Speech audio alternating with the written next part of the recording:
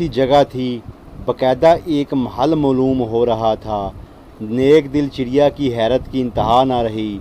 ये महल यहाँ कहाँ नमूदार हो गया? कहीं मुझे कोई गलतफहमी तो नहीं हो रही? अगर गलतफहमी हो रही है तो आखिर क्यों? अब क्या करूं? महल के अंदर जा थोड़ा सा अंदर तो चलो। वो डरती डरती बड़े दरवाजे तक पहुंची और इसके बाद अंदर दाखिल हो गई।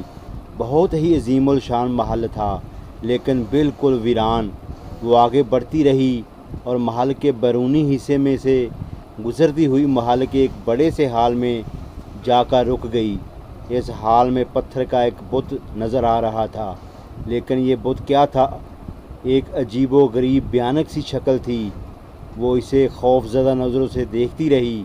अचानक ही वो आवाज़ फिर उभरी, हाँ, मैं वीरान महल की आत्मा हूँ। आओ तुम मुझसे बातें करो। तुम रोज़ यहाँ से गुज़रती हो और मैं तुम्हें देखती रहती हूँ। क्या नाम है तुम्हारा? सवाल किया गया।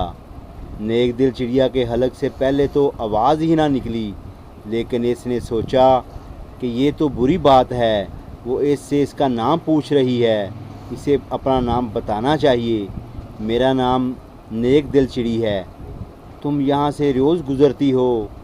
नेक दिल चिड़िया, मैं तुम्हें रोज़ देखती हूँ।